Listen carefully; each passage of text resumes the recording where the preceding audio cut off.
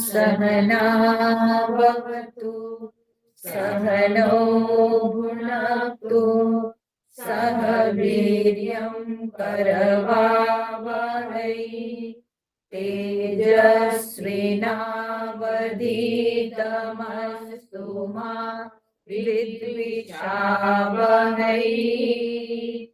ओम शांति शांति शांति।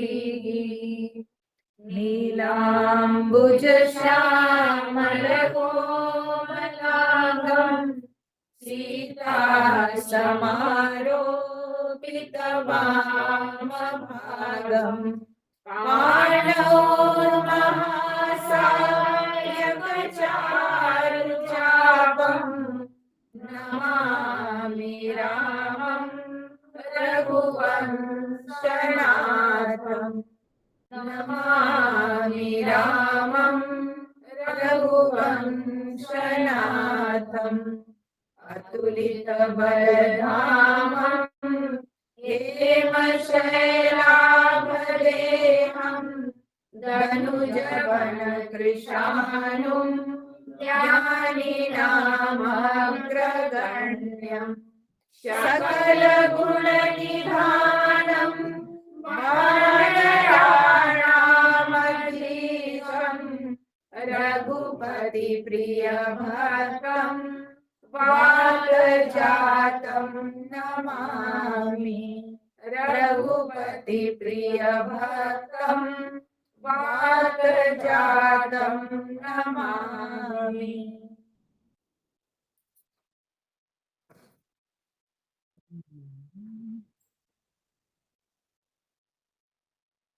पाणव होना चाहिए, पाणौर नहीं होना चाहिए, पाणौर महासायक नहीं होना है, क्योंकि पाणव ठीक है पानी में, भुजा में, हाथ में, ठीक है। पानी शब्द इकारांत शब्द है, तो हाथ में है तो पाणव केवल केवल ओ मात्रा है, उसमें विसर्ग मात्रा नहीं है, ठीक है। पानी इकारांत शब्द है, तो उसमें केवल पाणव होगा, ऐसा नहीं कि पाणव, ऐसा नहीं है, विसर्ग नहीं है। तो इसलिए ये विसर्ग होने से तब होगा पाणौर महासायक, लेकिन ऐसा नहीं, केवल पाणव महासायक, हाथ में, एक हाथ में, ठीक है। हाथ में महाधनुष जिनके हैं, इसलिए पाणव महासायक, नॉट पाणौर, ठीक है। कई बार क्या होता है हम लोगों को, क्योंकि संस्कृत का ज्ञान नहीं है, तो सुनी सुनाई कुछ सुनने सुने गा रहे हैं गा रहे हैं गा रहे हैं, वैसे ही गा रहे हैं, ठीक है। कभी पंडित जी लोग भी अपना गा लेते हैं कुछ भी, तो हम लोग भी उसको सुन करके ऐसे ही रट लिए, परंतु जो है यहाँ पर है पाणौ महासायक चारु चापम, पाणौर नहीं, पाणव, केवल पाणव। तो हम लोग अब तक जो पढ़े थे, देखे थे, एक बहुत ही सुंदर प्रसंग, जो कि जटायु जी का उद्धार, ठीक है। जटायु पक्षी जो कि भगवान के भक्त रहे, सीता जी की रक्षा के लिए उन्होंने अप्राण उद्यम करके अंत में अपने शरीर भगवान के चरणों में उत्सर्ग किया। तो उनका, यद्यपि वह एक जो है पक्षी जन्म में थे, परंतु भगवान उनके श्राद्ध कर्म किए अपने हाथों, भगवान ते ही की क्रिया जथोचित निज कर कीन्ही राम, राम जी जो है यथोचित उनके लिए जो है श्राद्ध कर्म किया। वाल्मीकि रामायण में तो स्पष्ट रूप से भगवान लक्ष्मण जी को कहते हैं कि लक्ष्मण लकड़ी लाओ और मैं इनका चिता तैयार करो और मैं इनके लिए जो है श्राद्ध करूंगा। उनके शरीर को भी उन्होंने चिता में हाँ, जलाए। तो ऐसे तो कहीं पर सुनने को भी नहीं मिला होगा कि पशु पक्षियों को कोई ऐसे चिता तैयार करके उसको जलाएं, ऐसे कहीं सुनने को नहीं मिलता। परंतु रामायण शास्त्र में हम सबको ये देखने को मिलता है। उसका कारण क्या है? उसका कारण यह है कि भगवान राम जी जटायु जी को एक पक्षी के रूप में देखते नहीं थे, क्योंकि उन्होंने क्या कहा था कि आपके पिता के मैं मित्र रहा हूं। ठीक है, तो जब आपके पिता के मैं मित्र रहा हूं तो राम जी भी उनको वैसे ही पितृतुल्य देख रहे थे। ठीक है, तो जब वे पितृतुल्य हो गए तो राम जी अपने आप को उनके पुत्र के समान ही देखते थे। तो जब मैं मनुष्य हुआ आपके पुत्र के समान, तो फिर मैं आपको मेरे पिता के साथ जैसे मैं करता, तो उसी प्रकार से मैं आपके साथ भी करूंगा। इसीलिए भगवान जटायु जी की चिता तैयार करके फिर जटायु जी के श्राद्ध कर्म किए हैं अपने हाथों। ठीक है, यथोचित अर्थात जिस तरह से ब्राह्मण लोग पिंड दान करते हैं, भगवान वाल्मीकि रामायण में भगवान ये बात पूरा स्पष्टतया बोले भी है लक्ष्मण जी को कि जैसे ब्राह्मण लोग मंत्र उच्चारण करके पिंडदान पूर्वक श्राद्ध कर्म करते हैं लक्ष्मण, मैं उसी प्रकार से जटायु जी का श्राद्ध कर्म करूंगा, तो तुम चिता तैयार करो। तो यानी भगवान जैसे मनुष्य के साथ होता है पिंडदान, ठीक वैसे ही भगवान गीधराज जटायु जी के साथ किए। ठीक है, उनके लिए भी उन्होंने वैसे ही श्राद्ध कर्म किए।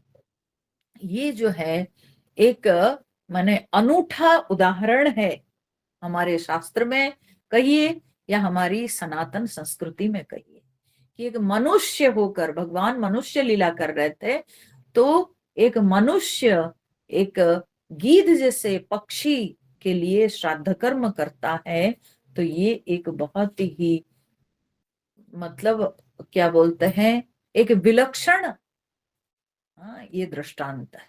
ठीक है, ये साधारण में देखने को नहीं मिलता है। तो इससे क्या स्पष्ट हुआ? इससे स्पष्ट यही हुआ कि जो भगवान का भक्त हो जाता है, जो भगवान के कार्य में सहायक होता है, जो भगवान के कार्य करता है, भगवान उसके जात नहीं देखते हैं, उसका जन्म नहीं देखते हैं, उसका शरीर नहीं देखते हैं, भगवान के लिए वो बहुत प्रिय हो जाता है, जैसे जटायु जी भगवान के प्रिय हुए। तो इस प्रकार से जब वो जटायु के साथ ये हो सकता है, तो हम मनुष्य होकर अगर हम भगवान के कार्य में तत्पर होंगे, अगर हम भगवान के चरणों में प्रेम रखेंगे, अगर हम भगवान के कार्य करेंगे, तो क्या भगवान हमको ग्रहण नहीं करेंगे? तो इसलिए हमेशा भगवान के कार्य करने के लिए तत्पर होना चाहिए, हमेशा प्रभु के कार्य में अपने को समर्पित कर देना चाहिए।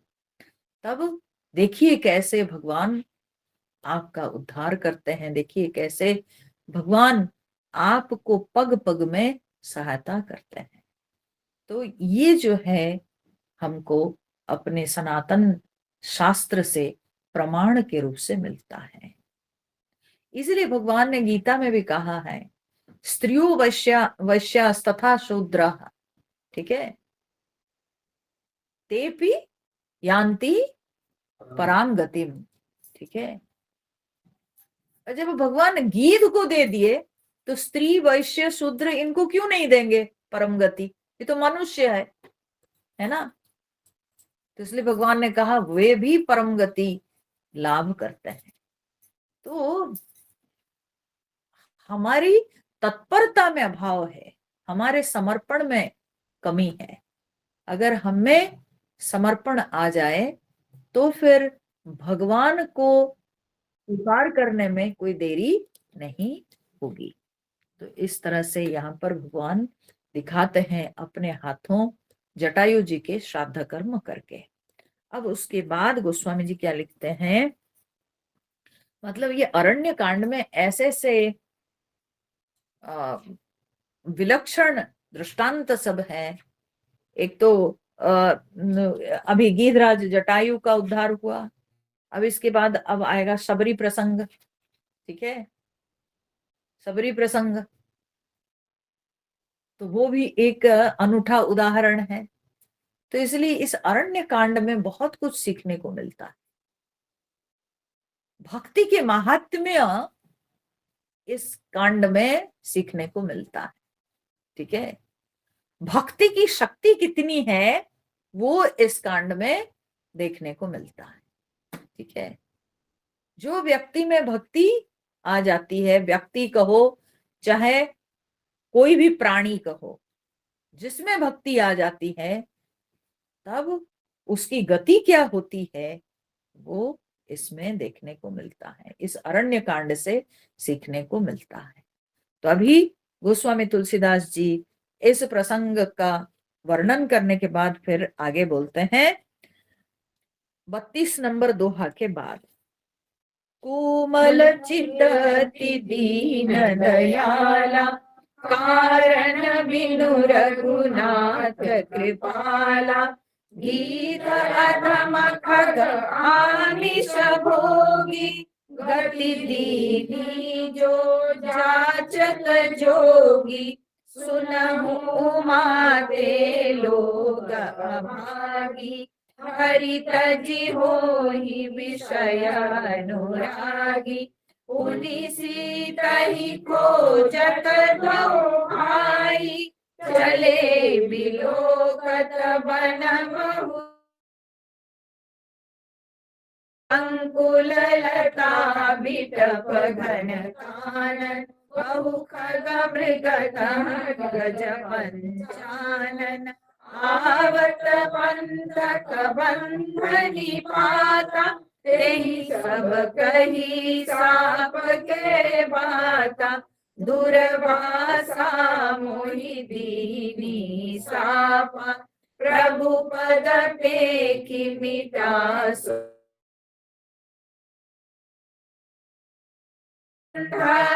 कहूँ मैं तोहि, मोहि न सोहाई ब्रह्म कुल द्रोही, मन क्रम वचन कपट तजी, जो कर भूसुर सेव, मोहि समेत बिरंच शिवा, बसता के सब देव। तो कोमल चित्त अति दीन दयाला, भगवान के चित्त तो बड़ा कोमल है, भगवान तो बड़े दयालु है दीन पर। तो कारण बीनु रघुनाथ कृपाला, बिना कारण के राम जी जो है बड़े कृपालु है। ठीक है, अकारण प्रेम दिखाते हैं भगवान। ठीक है, किस कारण से भगवान का इतना प्रेम, ये कठिन हो जाता है कहना, क्योंकि इतना छोटा कार्य अगर कोई भगवान के लिए करता है, भगवान उसको भरपूर देते हैं, इतना अधिक देते हैं कि देख के लगता है कि अरे इसका क्या कारण है। क्योंकि भगवान भक्त का किया हुआ छोटा सा छोटा प्रयास भी भगवान उसको जो है बहुत बड़ा मानते हैं। ठीक है, जैसे सेतु का निर्माण जब हो रहा था गिलहरी, ठीक है, वो कितना बालू लेके डालता था बोलो अपने शरीर में, परंतु भगवान के लिए वो बहुत बड़ा था। ठीक है, तो इसलिए हमारा प्रयास कितना छोटा क्यों ना हो, परंतु भगवान के लिए वो बहुत बड़ी बात है। तो इसलिए गोस्वामी जी कहते हैं कि बिना कारण के भगवान कृपालु है।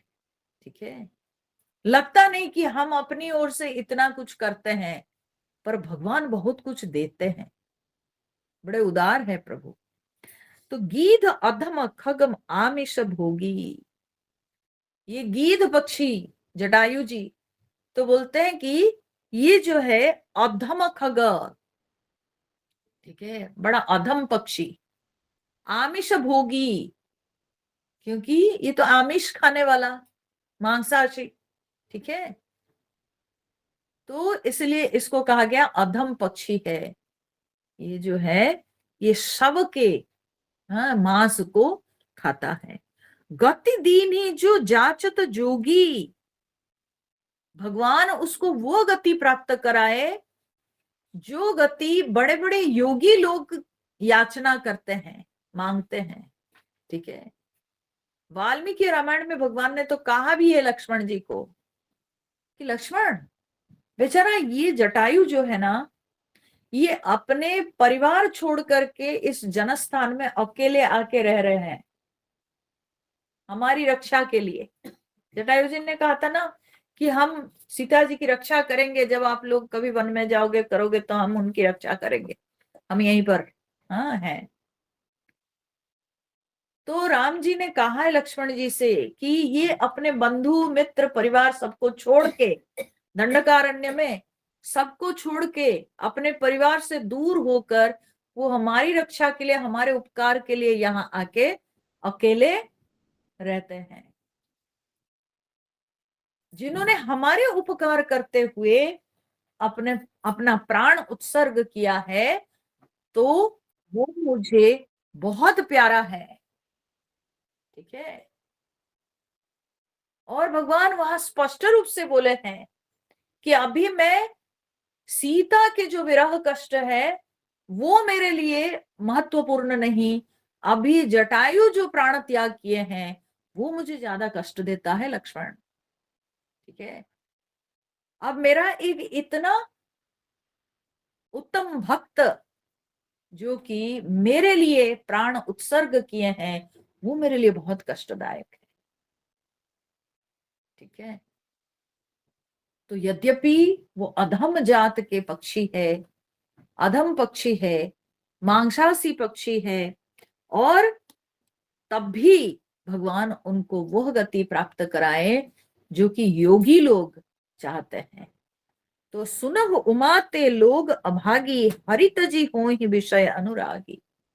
भगवान शंकर जी मां पार्वती को कथा सुनाते हुए कहते, उमा सुनो, वे लोग तो परम अभागी है जो कि ऐसे भगवान को छोड़कर, इतने दयालु इतने कृपालु भगवान को छोड़कर विषय के प्रति अनुरागी होते हैं, ठीक है। जो लोग संसार के विषय वस्तु इन्हीं सब के चक्कर में रहते हैं वे तो बड़े अभागी है, भाग्यहीन है। क्यों? क्योंकि जो स्वल्प वस्तु है, जो अनित्य वस्तु है, उस अनित्य वस्तु के चक्कर में रहते हैं। ये जो स्वल्प वस्तु, जो क्षुद्र, जो समय में, काल में, स्थान में सीमित है, ऐसे सीमित वस्तु, ऐसी क्षुद्र वस्तुओं के चक्कर में रहते हैं। और परमात्मा जो कि महान है, जो कि विराट है, जो कि असीम है, जो कि अनंत है, ऐसे अनंत असीम महान परमात्मा को छोड़कर वे लोग अनित्य वस्तुओं के चक्कर में रहते हैं, और अनित्य वस्तुओं को प्राप्त करने के लिए इतने आतुर रहते हैं कि वे लोग भगवान को भूल जाते, ठीक है। तो भगवान कहते हैं कि वे लोग तो परम अभागी है, ठीक है। वे लोग दुर्भागा है, वे लोग भाग्यहीन है। क्यों भाग्यहीन? क्योंकि मनुष्य जन्म मिला है कि परमात्मा प्राप्ति के लिए, ठीक है। मनुष्य जीवन का परम प्रयोजन क्या है? मनुष्य जीवन का परम प्रयोजन है कि आत्यंतिक सुख प्राप्ति, ठीक है ना। और वो आत्यंतिक सुख कहाँ मिलेगा?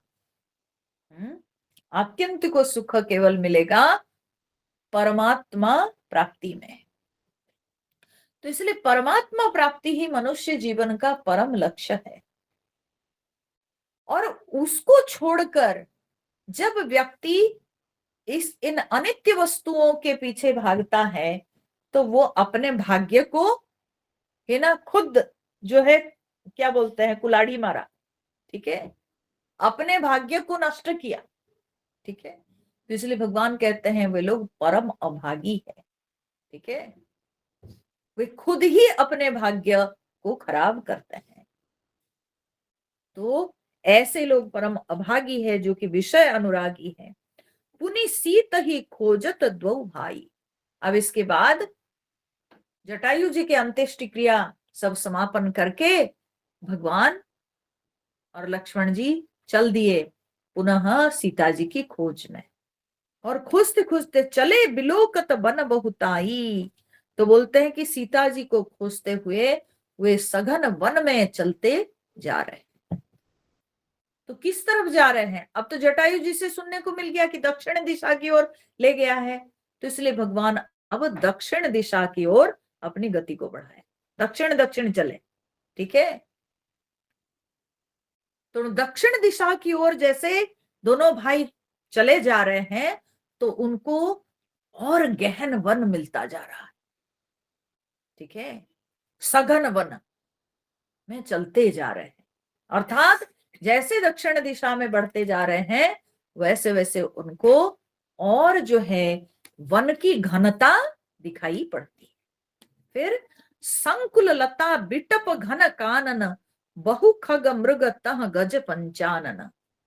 तो बोलते हैं कि भगवान जो है देख रहे हैं कि सघन वन लताओं और वृक्षों से पूरा संकुल माने भरपूर है। ठीक है, वो जो गहन वन वो पूरा लता वृक्षों से पूरा भरा हुआ है, परिपूर्ण है। और उसमें बहुत सारे पक्षी, हिरण और वहां पर हाथी, पंचानन माने सिंह। ठीक है, ये बहुत सारे जो है वहां पर, हाँ, पंचानन सिंह भी है। और पंचानन कौन है? देवता शंकर भगवान के नाम भी पंचानन है। ठीक है, तो पंचानन सिंह को भी कहते हैं। तो कहते हैं ऐसे जो है बहुत सारे खग मृग हाथी और सिंह सब उस वन में दिखाई पड़ते हैं। ठीक है, आवत पंथ कबंध निपाता।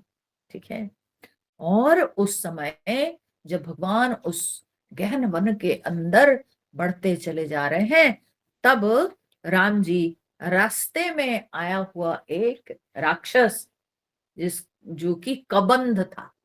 कबंध क्यों? क्योंकि उसका शरीर कबंध जैसा ही था। कबंध किसको कहते हैं? जिसका सिर नहीं, केवल धड़ मात्र।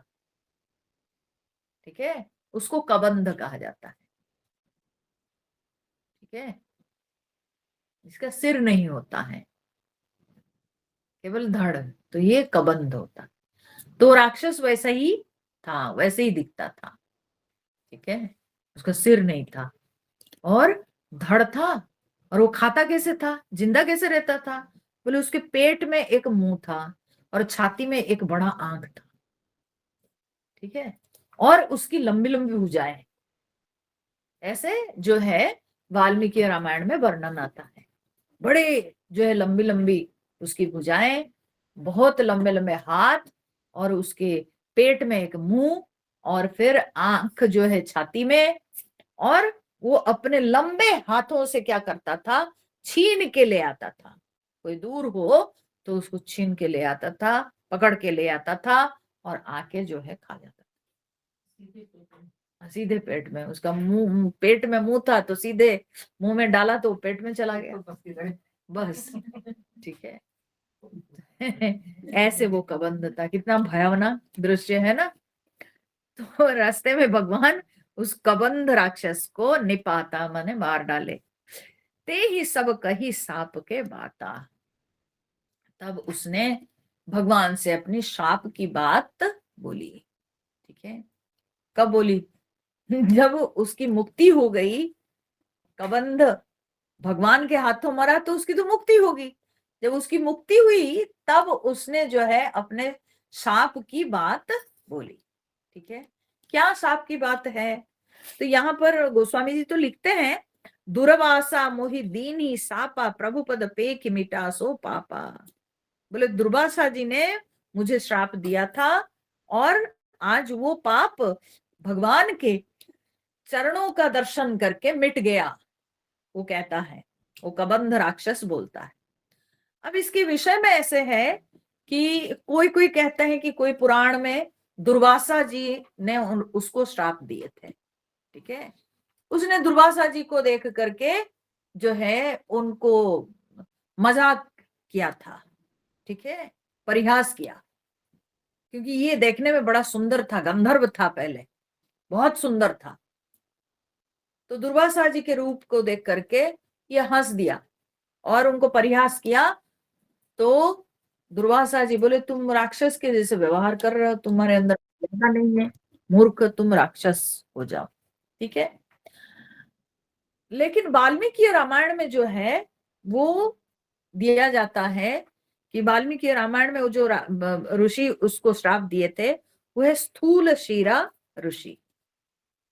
अध्यात्म रामायण में व्यासदेव जी लिखते हैं अष्टावक्र ऋषि ने श्राप दिया, वाल्मीकि रामायण में स्थूल शिरा ऋषि ने श्राप दिया, और यहाँ गोस्वामी जी लिखते हैं दुर्वासा ऋषि के श्राप उनको मिला। अब कोई एक ऋषि का श्राप मिला है। ठीक है, क्योंकि पुरातन कथाएं हैं तो अब कोई एक ऋषि का श्राप उसको प्राप्त हुआ है। क्यों? क्योंकि उसको बड़ा अभिमान था, अपने सौंदर्य को लेकर के उसको बहुत अभिमान था। ठीक है, तो एक बार वाल्मीकि रामायण में वाल्मीकि जी लिखते हैं, एक बार स्थूल शिरा ऋषि गए थे फूल चुनने के लिए।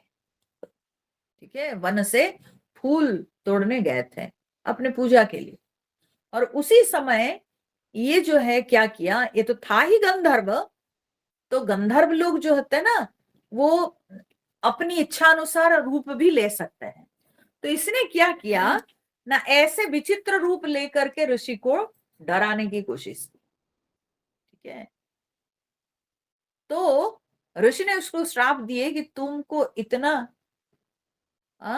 अभिमान हो गया है अपने रूप पर, और तुम जो है हमको डराने की कोशिश कर रहे हो, तो जो रूप में तुम डराने की कोशिश करो वही रूप को तुम प्राप्त हो जाओ, तुम राक्षस योनि को प्राप्त हो जाओ और तुम्हारा रूप वैसे ही रहेगा। तो वही जो है उसका भयंकर रूप हो गया। ठीक है, तो ये स्थूल शिरा ऋषि का श्राप उसको प्राप्त हुआ है। तो इसलिए उसने कहा, और फिर वो ऋषि से प्रार्थना की कि मेरे से गलती हो गई। हाँ, तो जब वो ऋषि से प्रार्थना की तब उस समय स्थूल शिरा ऋषि उसको बोले थे, जब भगवान रामावतार लेंगे, भगवान नारायण जब रामावतार लेंगे और रामावतार लेकर के जब यहाँ आएंगे तो तब तुम उनका दर्शन करके उन्हीं के हाथों तुम्हारा उद्धार होगा और तुमको अपना रूप प्राप्त होगा। तो वही बात वो बोल रहा है कि आज मैं उस श्राप से, उस पाप से मुक्त हो गया हूं आपके चरणों का दर्शन करके। सुन गंधर्व कहूं मैं तो ही, मोहिन सोहाई ब्रह्म कुल द्रोही। अब भगवान यहाँ सुना दिए गंधर्व को। ठीक है, बोलते गंधर्व तुम सुनो, क्योंकि तुम्हारे अंदर आगे भी अभिमान हो सकता है। तुम गंधर्वों में ये अहंकार अभिमान बहुत जल्दी आ जाता है, और तुम लोग मुनि ऋषियों को बड़े सताते हो, मुनि ऋषियों को बड़ा परिहास करते हो। तुम सुन लो इस बात को कि जो ब्राह्मण लोगों के द्रोही होते हैं मुझे वे ज्यादा सुहाते नहीं। ठीक है, मुझे अच्छे नहीं लगते वे लोग जो ब्राह्मण कुल के द्रोही होते हैं।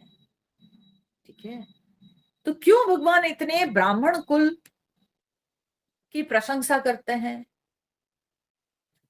उसका कारण है कि देखो, इसमें कई लोग प्रश्न भी उठाते हैं बोले भाई आज कई ऐसे ब्राह्मण हैं जो लोग कोई अच्छा काम नहीं करते हैं, लेकिन फिर भी भगवान ये जो बात छोड़ दिए हैं, हाँ, कि ब्राह्मण कुल के द्रोही जो होता है वो मुझे प्रिय नहीं, ब्राह्मणों की पूजा करनी चाहिए। तो ऐसे ब्राह्मण जो लोग आज पवित्र नहीं है, हाँ, कोई ऐसे कर्म नहीं करते हैं, अच्छे कर्म नहीं करते हैं, उनके व्यवहार में जब शुद्धता नहीं दिखती, तो कैसे हम उनको, हाँ, मर्यादा देंगे, या कैसे हम उनको सम्मान करेंगे, उनकी पूजा करेंगे?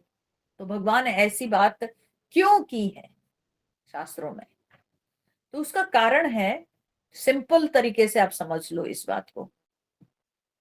देखो कभी कभी आप देखे होंगे कि राजा महाराजाओं के यहाँ कोई कोई सैनिक, हाँ, कोई बहुत अच्छा काम किया, ठीक है, जब काम किए तो राजा महाराजा उनको जो है प्रसन्न हो करके जागीर देते थे, उनको जागीर मिल जाता था, ठीक है। और वो जो जागीर मिला उसको उनके वंश के बाद में उनके पीढ़ी दर पीढ़ी लोग भोगते हैं कि नहीं? अभी भी है कि नहीं? जागीर में उनको ये जमीन सब मिला था, बोलते हैं ना, ये सब राजा लोगों ने उनको जागीर में दिए थे। ये जागीर क्या होता है? खुश होकर के कोई पूर्वज, हाँ, राजा को प्रसन्न किए होंगे, राजा के लिए ऐसा कोई काम किए होंगे जिससे राजा खुश होकर के उनको कुछ जमीन दे दिए जागीर में। पर आज उनके वंश में जो लोग भोग रहे हैं, हो सकता है वे अच्छा काम नहीं कर रहे हैं, परंतु उनके पूर्वजों ने जो किया है पुण्य कर्म, उसके फल पीढ़ी दर पीढ़ी लोग भोगते हैं, और उनको जो है उन लोगों से किया हुआ पुण्य कर्म का फल प्राप्त होता है। तो उसी प्रकार से भगवान भी वही बात कहते हैं कि जो वाल्मीकि जी ने जो रामायण लिखी, उसके बदले में उन्होंने जागीर नहीं मांगा, ठीक है। तो जी ने भगवान की भक्ति की, उसके बदले उन्होंने जागीर नहीं मांगा, ठीक है। ये जितने ऋषि महर्षि सब जो जो सारे महान कर्म करके गए हैं, जो महान भक्ति भगवान के लिए किए हैं, उसके बदले में उनको कोई जागीर नहीं मिली, उनको कोई धन नहीं दिया, उनको कोई पैसा नहीं दिया। भगवान बोले इतना तो मैं कर सकता हूं ना, कम से कम अपने बोली में तो कम से कम मैं ब्राह्मण कुल की प्रशंसा कर सकता हूं, मैं ब्राह्मण कुल का सम्मान तो कर सकता हूं, क्योंकि ये ऋषि महर्षि लोग ही मेरे मार्ग को, मेरी भक्ति के मार्ग को प्रशस्त किए, सनातन धर्म को यही लोग बचा के रखे, इन्हीं लोगों के द्वारा ही धर्म की रक्षा हुई।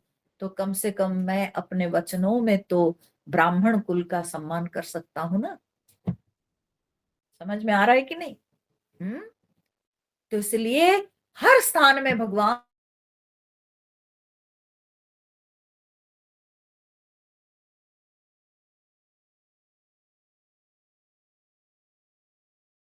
करने को कहते हैं। भगवान के लिए अपने प्राण दिए, अपने जीवन दिए, पूरी तरह से मन प्राण दे करके भगवान की भक्ति की, और ये सनातन धर्म की रक्षा की। व्यासदेव जी ने जो किया, उन्होंने क्या मांगा ना, क्या दिया गया उनको, है ना? कोई उनको धन दिए, कोई उनको पैसे दिए, कोई जागीर में कुछ मिला? कुछ नहीं। लेकिन उन्होंने सनातन धर्म की रक्षा के लिए इतनी सारे 18 पुराणों की रचना की, ब्रह्म सूत्र की रचना की। तो ये सारे जो कर्म करके गए, तो उसके बदले भगवान बोले मैं क्या दे सकता हूं? तो इसलिए भगवान ने कहा ब्राह्मण कुल की पूजा करनी चाहिए, क्योंकि जो मुनि ऋषियों ने किया, अब उसका परिणाम स्वरूप हमेशा के लिए ब्राह्मण पूजित होते हैं, क्योंकि ये उनके पूर्वजों के पुण्य का फल है। और जो ब्राह्मण स्वयं भगवान के भक्त होगा, तब तो उसकी तो क्या बात है, ठीक है ना। भगवान कहते हैं मैं तो केवल अपनी वाणी से इतना बोलता हूं, लोग माने, क्योंकि उनके पूर्वजों ने जो दिया उसके परिणाम स्वरूप उनके वंश की पूजा होनी चाहिए। ये मर्यादा है। ठीक है। तो भगवान ने कहा जो ब्राह्मण के द्रोही होते हैं वे तो मुझे सुहाते नहीं, इसलिए ब्राह्मणों के पूजक होना चाहिए, ब्राह्मणों का सम्मान करना चाहिए। ठीक है। मन क्रम वचन कपट तजी जो कर भूसुर सेव, मोहि समेत विरंच शिव, बस ताके सब देव। भगवान कह रहे हैं कि मन से, कर्म से, वचन से, हाँ, कपट त्याग करके जो व्यक्ति ब्राह्मण की सेवा करता है तो मोहि समेत विरंच शिव, मेरे साथ, माने क्या बोलते हैं, ब्रह्मा जी और शंकर जी मेरे साथ, मेरे साथ अर्थात विष्णु, ब्रह्मा और शिव, ये सब के सब बस ताके सब देव, उनमें सारे देव बसते हैं। ठीक है। ऐसे लोगों के हृदय में, ऐसे लोगों के मन में सारे देव निवास करते हैं जो ब्राह्मणों की पूजा करते हैं। भगवान ये स्पष्ट रूप से कबंध को समझा दिए, अर्थात आगे कभी ऐसा कुकर्म मत करना, कोई मुनि ऋषि का परिहास मत करना, कोई मुनि ऋषि का असम्मान मत करना। और भगवान उसको यह समझाते हुए कहते हैं सापत ताड़त परुष कहंता विप्र पूज्य अस गावई संता। भगवान तो बहुत आगे बढ़ के बोल दिए, बोले सापत माने शाप देता हुआ, ताड़त दंड देता हुआ, परुष कहंता कठोर वचन कहता हुआ, विप्र पूज्य। ठीक है। चाहे वो कठोर बोले, चाहे वो दंड भी दे, चाहे वो शाप भी दे, तब भी विप्र हमेशा पूज्य है। ऐसे अस गाव ही संता, ऐसे संत लोग, ऐसे महापुरुष लोग गाते हैं, ऐसे महापुरुषों का वचन है। भगवान राम जी सुना रहे हैं कबंध को। ठीक है। कभी कभी शास्त्र में अतिशयोक्ति दिखाई पड़ती है। ठीक है ना। ये जो अतिशयोक्ति, ये हम सबको सीख देने के लिए ऐसी अतिशयोक्ति का प्रयोग किया जाता है। ठीक है। क्योंकि उस विषय के महत्व को मन में घुसाने के लिए ही ऐसे अतिशयोक्ति का प्रयोग किया जाता है।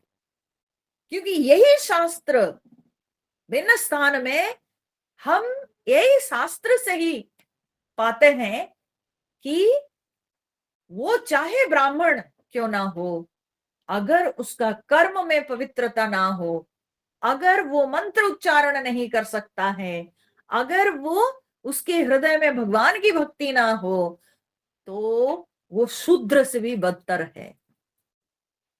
मैं यहाँ कहते हुए इस बात को भी कहना चाहूंगी, क्योंकि जो लोग सुनते हैं उनको लगेगा कि अरे भगवान इतनी इतनी बड़ी बात बोल दिए, इतने ब्राह्मणों को ऊंचा उठा दिए।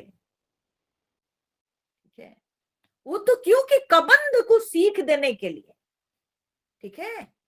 ये प्रसंग के अनुसार कभी कभी ऐसे कोई कोई जो है भाव देखने को मिलता है शास्त्र में जो बहुत अटपटा लगेगा, परंतु याद रखिए कि वो साधारण नहीं। ठीक है। वो केवल प्रसंग के अनुसार। ठीक है। उस प्रसंग में ही वो फिट बैठता है, उस प्रसंग के अनुसार ऐसे सारी इस तरह की पंक्तियां आती है।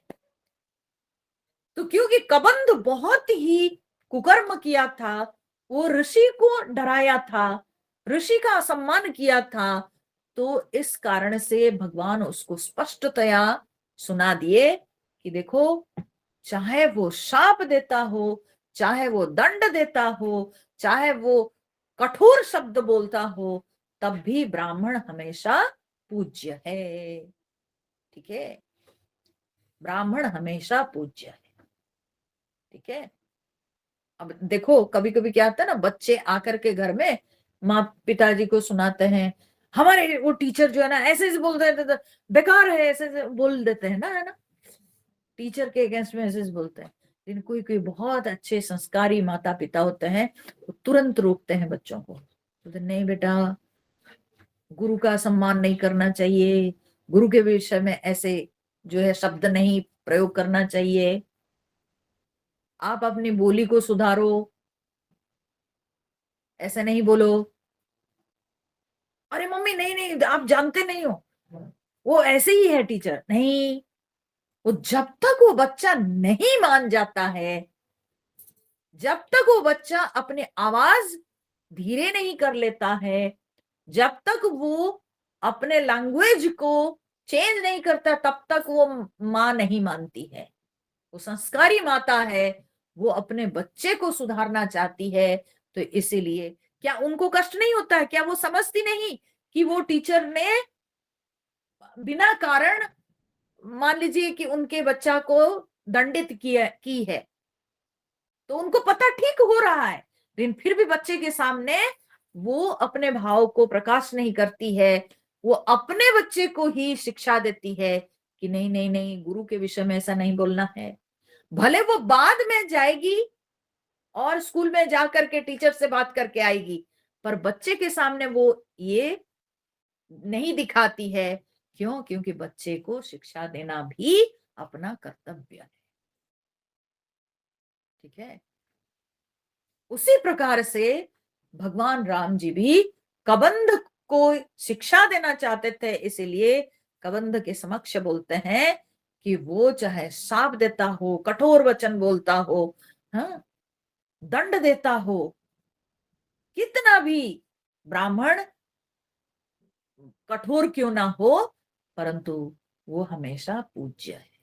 क्योंकि कबंध के मन में कहीं पर भी अगर मुनि ऋषि को लेकर के थोड़ा अगर कहीं कोई दोष रह गया हो, तो भगवान उसको दूर कर देना चाहते हैं। इसलिए भगवान ने ऐसा कहा, पूज्य विप्रशील गुणहीना, शूद्र न गुणगण ज्ञान प्रवीणा। और जानबूझ करके भगवान कहते हैं, अब देखो इसी यही ये के बाद जो नेक्स्ट टॉपिक आता है, भगवान खुद करके दिखा देते हैं। हाँ? और अपने बोली के विपरीत भगवान करते हैं। यहां पर भगवान ने क्या कहा, बोले पूज्य विप्र शील गुणहीना। ब्राह्मण अगर शील और गुण से भी हीन हो, तब भी ब्राह्मण हमेशा पूज्य है। ठीक है। और अगर शूद्र न गुण गण ज्ञान प्रवीणा, गुण गण ज्ञान प्रवीणा, अगर वो बहुत सारे गुणों से युक्त हो, ज्ञान से प्रवीण भी हो, तब भी शूद्र पूज्य कदापि नहीं है। ब्राह्मण सदा पूज्य है, वो चाहे गुणहीन क्यों ना हो। ठीक है। तो इसको कभी भी आप एक जो है कॉमन स्टेटमेंट के रूप से नहीं लीजिएगा, बिल्कुल भी नहीं। ये केवल प्रसंगानुरोध है ना, ये प्रसंग का डिमांड है, इसलिए भगवान यहां बोलते हैं। ठीक है। प्रसंग के अनुसार भगवान यहां पर ऐसे जो है वचन प्रयोग करते हैं। माने ये सूचित करने के लिए कि किसी भी प्रकार से ब्राह्मण का तिरस्कार नहीं करना है, किसी भी प्रकार से ब्राह्मण का अपमान नहीं करना चाहिए। ठीक है। यही सूचित करने के लिए भगवान ऐसी उक्ति दिए हैं कि शूद्र चाहे कितने भी गुणवान क्यों ना हो, लेकिन वो कदापि पूज्य नहीं है, और ब्राह्मण गुणहीन क्यों ना हो, तब भी पूज्य है। अगर ये बात सत्य होता तो शास्त्र में अनेक स्थान पर ये उक्ति क्यों देखने को मिलती कि अगर ब्राह्मण में पवित्रता नहीं, ब्राह्मण में ब्राह्मण जैसे धर्म नहीं, तो फिर वो तो चंडाल से भी बदतर है। और अगर शूद्र के अंदर भक्ति है, प्रेम है, तब वो पूज्य है। हाँ? तो शास्त्र में ऐसी उक्ति फिर क्यों आती है? हाँ? तो यहां जो भगवान बोले हैं, इससे स्पष्ट होता है केवल प्रसंग, केवल प्रसंग, केवल यहां पर कबंध को ये शिक्षा देके भगवान छोड़ना चाहते हैं कि तुमने जो कर्म किया है वो गलत कर्म है, और कदापि आगे ऐसे नहीं करना, क्योंकि ब्राह्मणों को हम भी पूजा करते हैं, तो ब्राह्मण सदा पूज्य है, इस बात को समझ लो। देखो, एक बात यहाँ पर विद्वानों ने कहा भी है, बोले अब बताओ, कितने भी गुण से युक्त क्यों ना हो, आपको अगर कोई यज्ञ अनुष्ठान करना है, ठीक है, कितने भी एक शूद्र मंत्र सीखा है, गा सकता है, तो क्या आप उसको अपने पुरोहित के स्थान पे बैठाओगे? आप अपने पुरोहित के स्थान पे बैठा करके उससे पूजा करोगे? नहीं हो सकता है। ये हमारी संस्कृति के अनुसार नहीं है, ठीक है, ये मर्यादा अनुकूल नहीं है, ठीक है, क्योंकि वो जो शूद्र है उसके खून में वो चीज है नहीं, उसके पूर्वजों का जो कर्म, उसका जो रूट है, वो रूट वैसा नहीं है, इसलिए वो कब पलट जाएगा कोई ठिकाना नहीं है। इसलिए हमारी संस्कृति में हमेशा जन्म की शुद्धता को देखी जाती है। ये बहुत साइंटिफिक है, ये बहुत साइंटिफिक है। तो जन्म की शुद्धता बहुत बड़ी चीज होती है, और जिसके पूर्वजों ने ये कर्मों को करते आए, तो इसलिए उनके अंदर यह अनायास ये भाव दिखाई पड़ेगा। और अगर किसी कारणवश कोई ब्राह्मण का पतन हुआ है, तो उसको बहुत जल्दी लौटा के लाया जा सकता है। क्यों? क्योंकि उसके पूर्वजों के किए हुए सत्कर्म का प्रभाव है, वो उसके खून में है, वो उसके बीज में है, इसलिए उसको लौटाया जा सकता है, ठीक है। और एक शूद्र पलट सकता है, ठीक है। तो इस कारण से ये कहा गया है कि भाई एक यज्ञ अनुष्ठान में, ये एक वेद में वेद वाक्य है, उसका मंत्र तो याद नहीं आ रहा है, परंतु ऐसे कहा जाता है कि अगर यज्ञ अनुष्ठान में जरूरत पड़ी, तो कोई शूद्र कितना भी मंत्र उच्चारण क्यों ना करे, परंतु वो पुरोहित के स्थान पर नहीं बैठ सकता है, वो बैठने योग्य नहीं है। तो शास्त्र पढ़ रहा है, मंत्र उच्चारण कर रहा है, गुणी तो हो गया, परंतु वो पूज्य नहीं।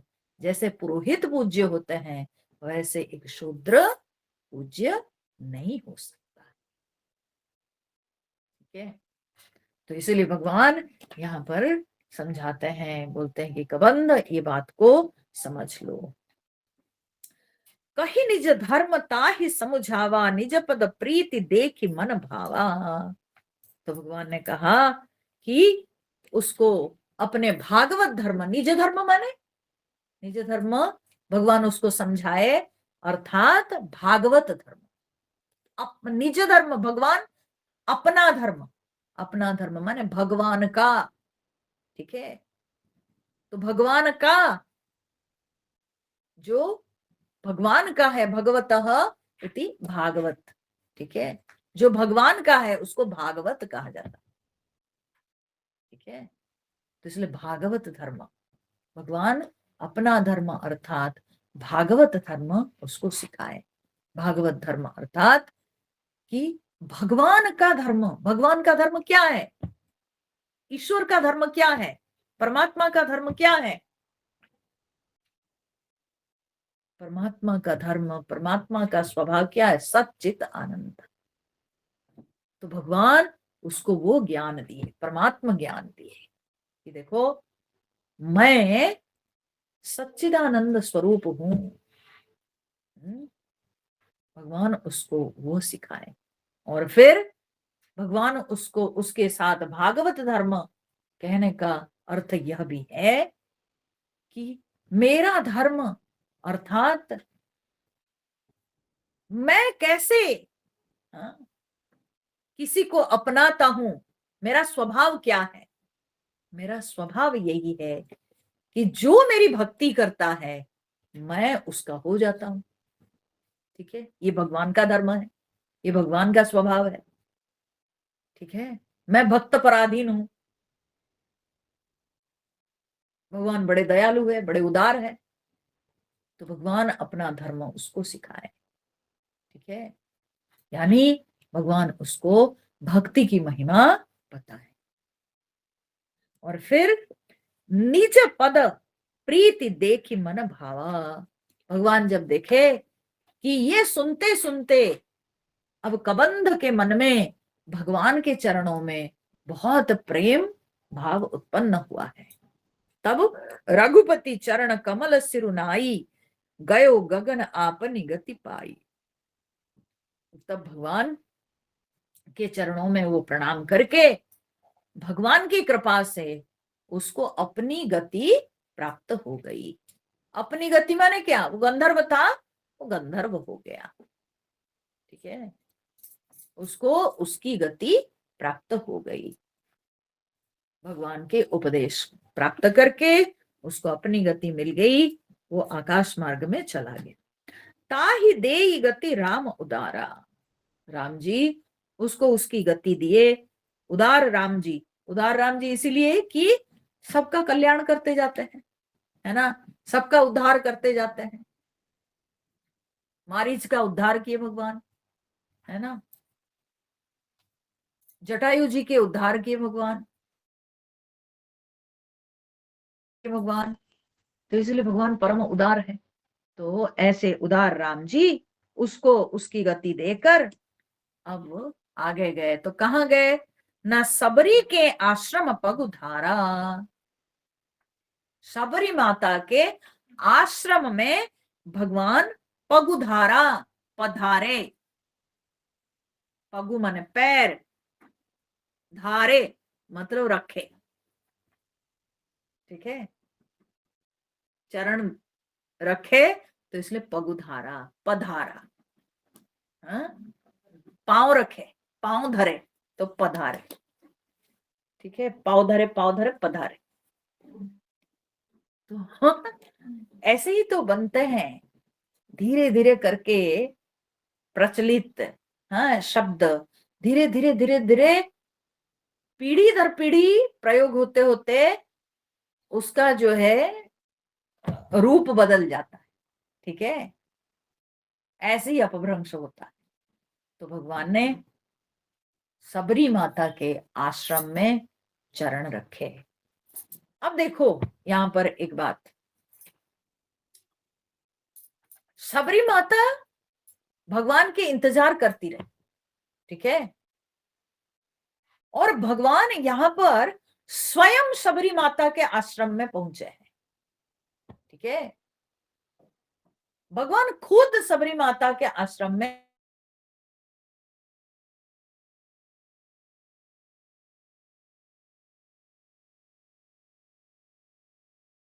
आइए, आइए भगवान मेरे आइए, भगवान आप अपने चरण रखिए।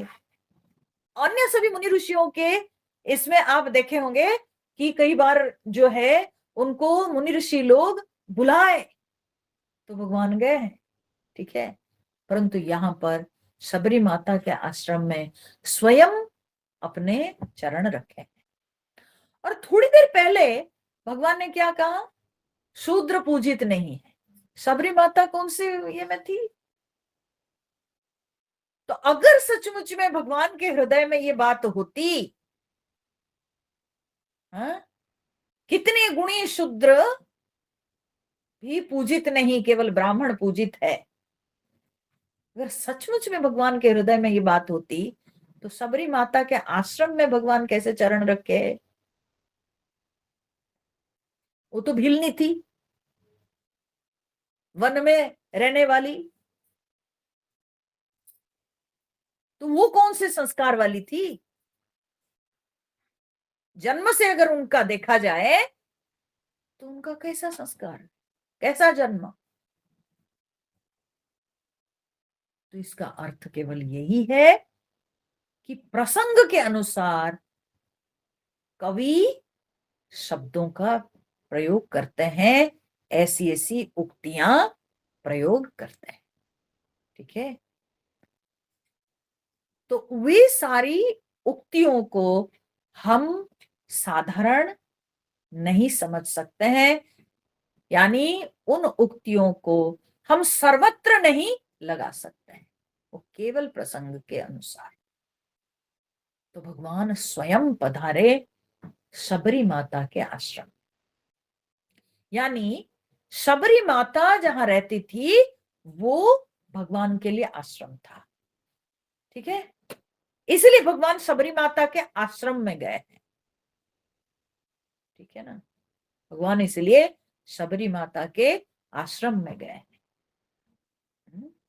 जबकि जब निषाद राज बुलाए तो भगवान बोले मैं अभी किसी के घर में नहीं जा सकता हूं, मैं यहीं रहता हूं। पेड़ के नीचे भगवान ठहरे और सारे व्यवहार वहीं से किए। और यहाँ शबरी माता के आश्रम में भगवान पैर रखे हैं, क्योंकि भगवान को शबरी माता जहां रहती थी वो आश्रम ही दिखा, क्योंकि शबरी जो थी वो ब्रह्मचारिणी थी और नित्य निरंतर भगवान की उपासना करते हुए समय बिताती थी। उनका समय भगवान के स्मरण, भगवान के चिंतन, भगवान के जाप करते हुए बीतता था। तो इसीलिए वो जहां रहती थी वो भगवान के लिए आश्रम था। तो भगवान को वो जहां रहती थी वो आश्रम दिखा, परंतु सबरी माता क्या सोच रही है ना, सबरी देखे राम गृह आए। मैं यही दिखाना चाहती थी, भगवान को सबरी माता का जो स्थान है वो आश्रम दिखा, परंतु सबरी माता क्या सोच रही है कि भगवान मेरे गृह में आए हैं, मेरे घर में आए हैं। समझ रहे हो? तो सबरी माता कहती है कि भगवान मेरे गृह में आए हैं, परंतु भगवान को लगता है यहाँ तो एक तपस्विनी रहती है, यहाँ तो एक ब्रह्मचारिणी रहती है, यहाँ एक साधिका रहती है, तो इसलिए यह एक आश्रम है। इसलिए भगवान उनके आश्रम में चरण रखते हैं। परंतु सबरी माता जो साधना कर रही है उनको नहीं पता चलता है, उनको नहीं लगता है कि वो कितने उच्च कोटि की साधिका थी, कितने उच्च कोटि के उपासक थी, वो कितने उच्च कोटि की योगिनी थी, तपस्विनी थी, ये उनको पता नहीं था। इसलिए उनको क्या लगता है, भगवान मेरे गृह में आए हैं। शबरी माता के लिए वो गृह था, परंतु भगवान के लिए वो आश्रम था, इसलिए भगवान उस आश्रम में चरण रखे हैं। नहीं तो भगवान किसी के गृह में नहीं जाते, भगवान किसी के गृह में नहीं जाते हैं, भगवान आश्रम में जरूर जाएंगे। तो भगवान को आश्रम दिखा, इसलिए भगवान उस आश्रम में पैर रखे हैं। मुनि के वचन समुझ जिय भाए। ठीक है, तब शबरी माता को याद आ गई मुनि के वचन। मतंग ऋषि कह के गए थे, मतंग ऋषि ने उनको कहा था कि तुम यहीं रहो, क्योंकि ऐसे कहा जाता है कि मतंग ऋषि की जो है ये पहले तो ये लड़की थी। ठीक है, लड़की थी, कहीं अपने घर परिवार से वो अलग हो गई थी। हो सकता है कि उसके अंदर वो संस्कार था नहीं, कील भी आई मीन क्या बोलते हैं, कोल विराट के किरात के समान जो है उनके अंदर संस्कार था नहीं। ठीक है, तो इसीलिए वो अपने घर परिवार के जो रहन सहन, वो रहन सहन के अनुसार वो रहना नहीं चाहती थी। तो वो आ गई और आकर के यहाँ मतंग ऋषि अपने शिष्यों के साथ रहते थे, तो उनकी जो आवश्यकताएं होती थी, यज्ञ अनुष्ठान करना, आश्रम की जो जरूरतें, उन जरूरतों को छुप करके जो है वो ला करके सब दे देते, रख देती थी आश्रम में। क्योंकि वो एक जो है सबरी लड़की, तो उसको वन के बारे में पूरा ज्ञान है। तो कहाँ से बढ़िया फल मिलेगा, कहाँ से बढ़िया बढ़िया फूल मिलेंगे, कहाँ से जो है लकड़ियां मिलेगी, सब ला ला करके वो आश्रम के पास रख देती थी। और ऋषि उठने से पहले वो आश्रम के सामने लिपाई पुताई करके साफ सुथरा करके रख देती थी और छुप के रहती थी। माता ऋषि को लगा अरे कौन करता है ये सब। तब जब उनको पता चला, बड़े प्रसन्न हो गए और वो जो है वहीं पर पास में जो है रहती थी। कहीं एक कुटिया उसको भी बोले दे दिए रहो, तो रही और मतंग ऋषि की सेवा में रही। वहां पर जब सत्संग होता था तो बैठ के सुनती थी। तो सुनते सुनते बाद में ये ऋषि लोग तो कहीं ठहरते नहीं, आज है यहाँ कल कहीं, तो मतंग ऋषि अपने शिष्यों के साथ वहां से चले गए कोई दूसरे स्थान।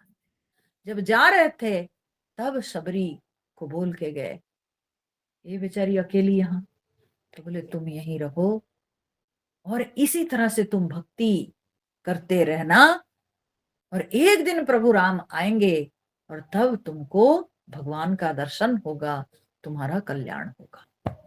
तो इस प्रकार से उसी स्थान में शबरी रहती थी, क्योंकि गुरु ने कहा था उसको कि एक दिन राम जी आएंगे और तुमको उनका दर्शन मिलेगा।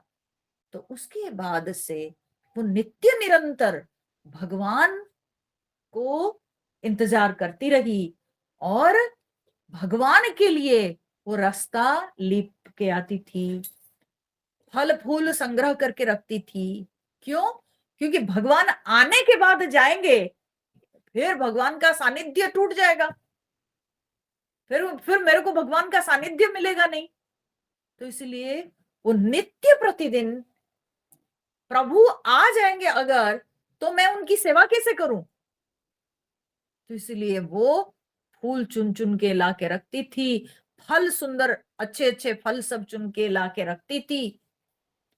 और वो जो है उस वन में कहाँ बढ़िया फूल और कौन से गाछ के फल मीठा है, वो खुद टेस्ट करके वो जान गई थी कि ये गाछ का आम बड़ा मधुर है, ये गाछ का बेर बहुत जो है स्वादिष्ट है। तो उसको पता हो गया था, होता है ना कुछ कुछ गाछ के जो है फल बड़े मीठे होते हैं। तो वो पहले से उन फलों को टेस्ट करके वो जान गई थी कि किन वृक्षों के फल स्वादिष्ट है। वो झूठा नहीं खिलाई है, ना वाल्मीकि जी लिखे हैं ना गोस्वामी जी लिखे हैं, ये केवल लोक प्रचलित है, इसमें कहीं सत्यता नहीं है। ठीक है, झूठा खिलाई है बोल के कहीं पर नहीं दिया गया है, केवल लोक प्रचलित। और झूठा खिलाना ये मर्यादाहीनता है।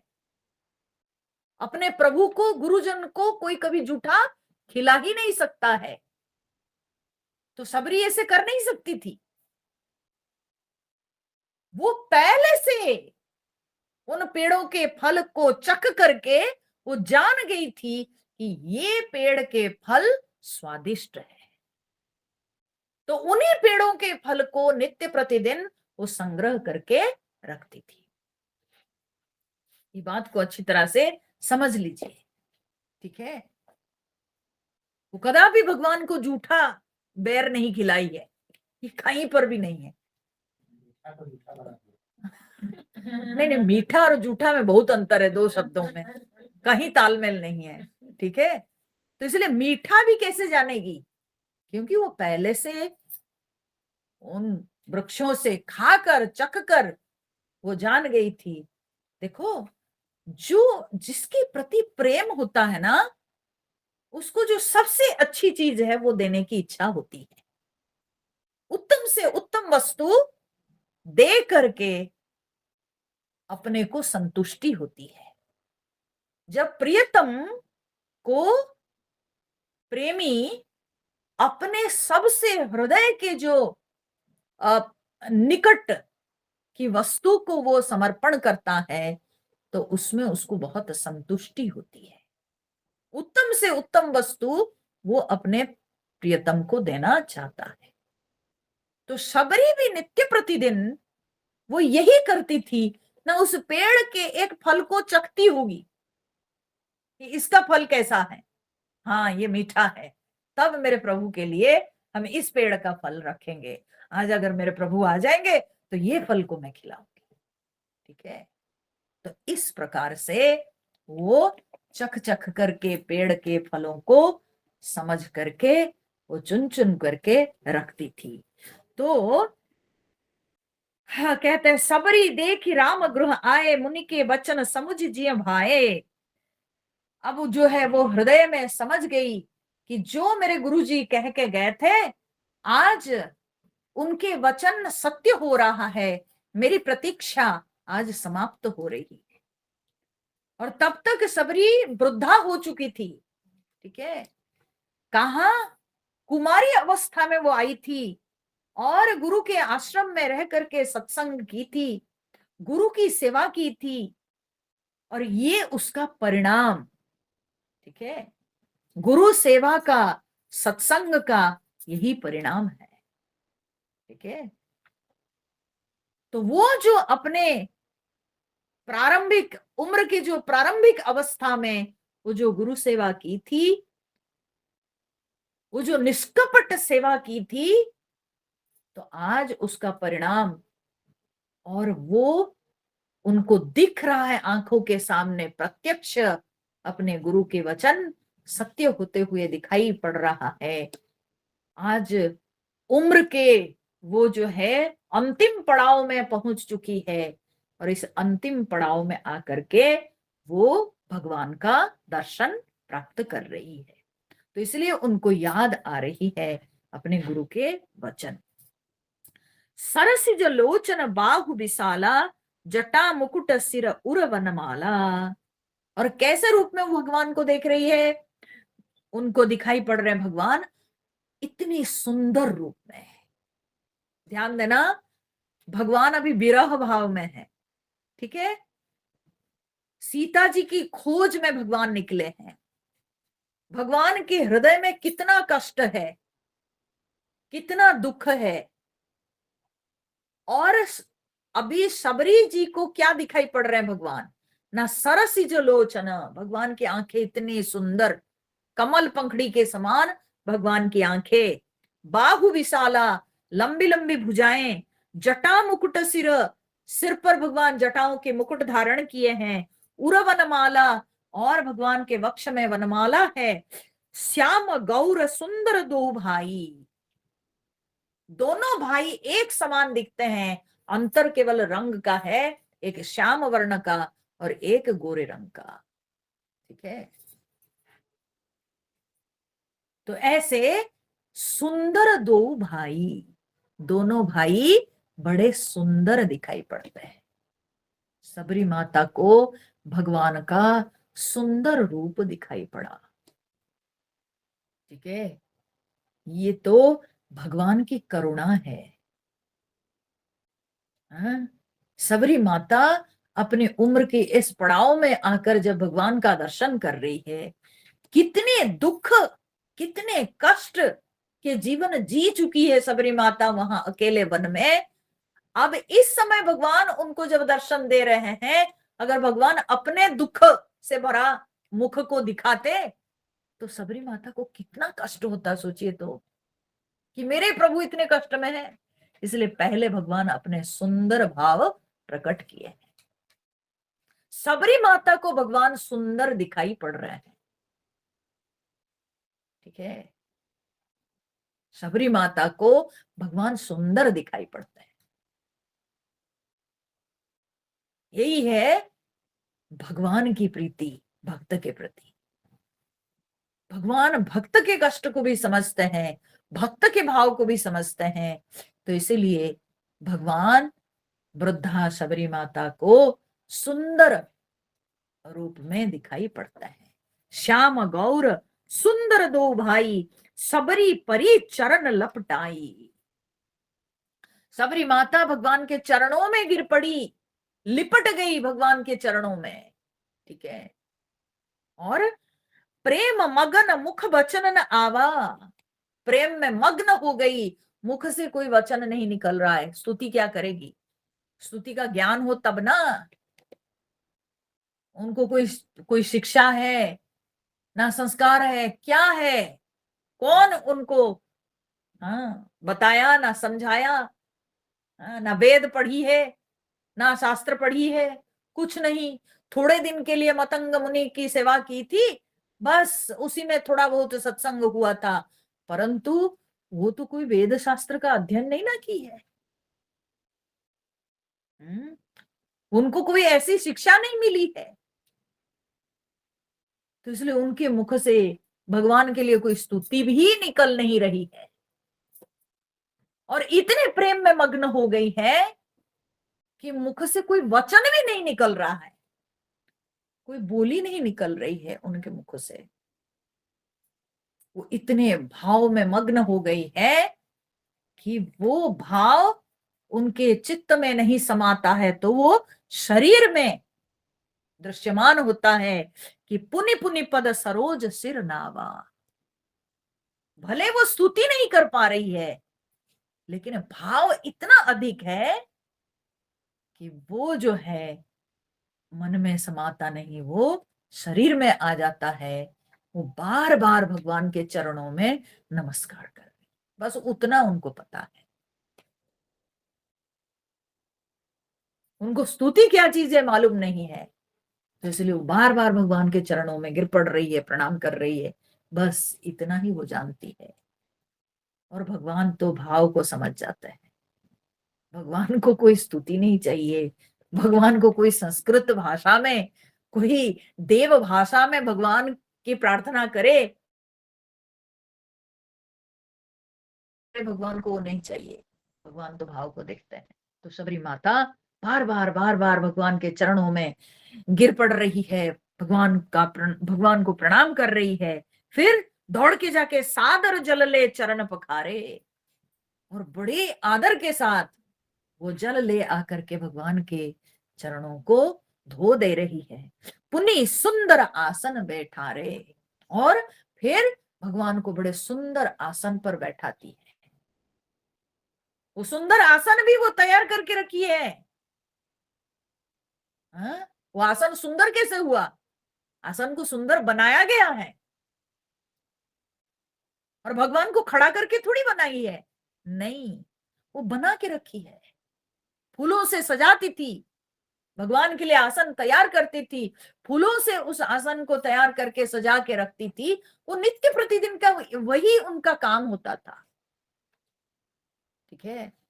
रास्ता लीपना, और उसके है जो रास्ते पर फूल डालना, और भगवान जहां बैठेंगे आसन सजाना, सारे सुंदर अच्छे अच्छे फल रखना, बढ़िया बढ़िया फूल सब लाके रखना, यही उनका काम होता था भगवान के लिए नित्य प्रतिदिन।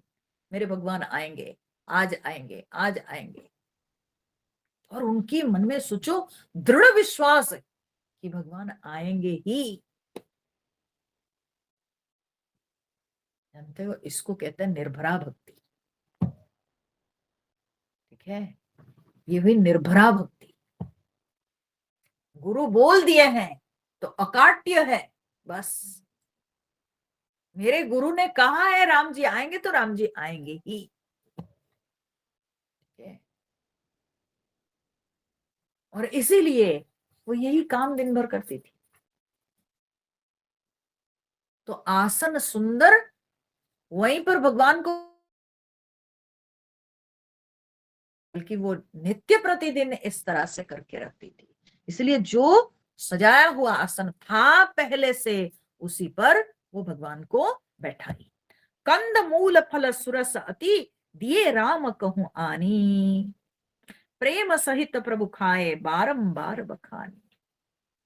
और फिर जो है वो कंद मूल फल सुरस अति, अति सुंदर रसयुक्त, ठीक है, बढ़िया बढ़िया कंद।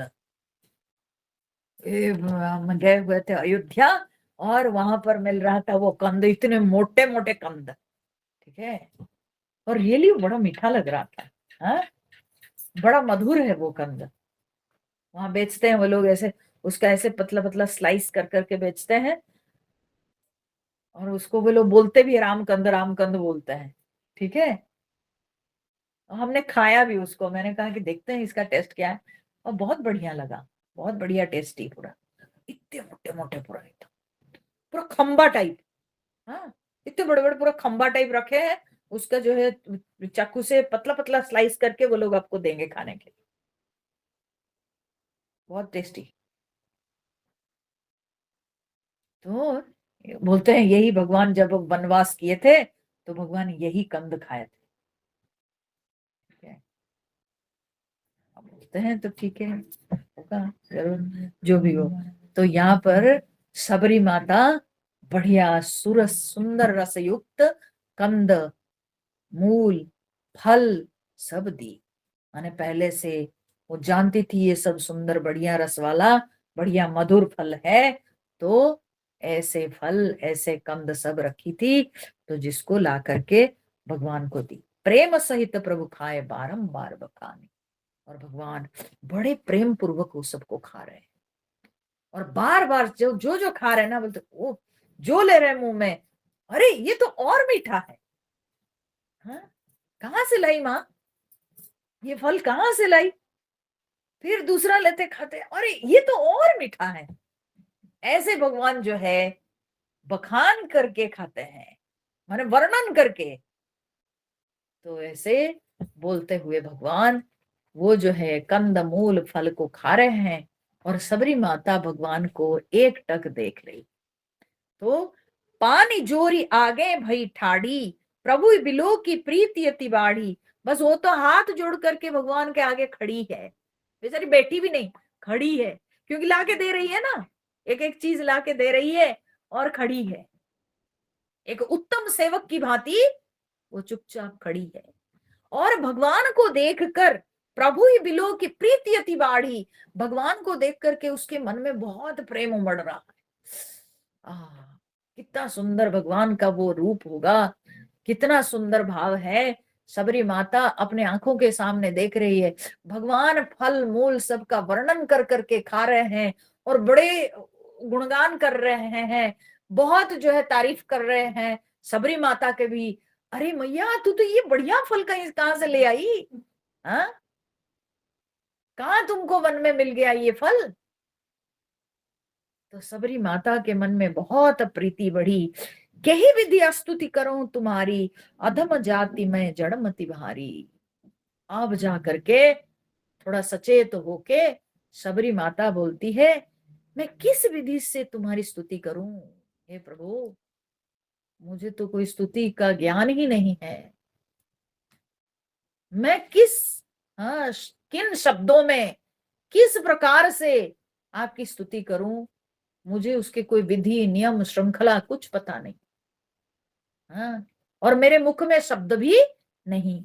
अधम जाति मैं जड़मति भारी, मैं तो अधम जाति में हूँ, सबरी जाति में हूँ, मैं भील जाति में हूँ, किरात जाति में हूँ, अधम जाति, शूद्र, हाँ, जात में मैं हूँ, अधम जाति।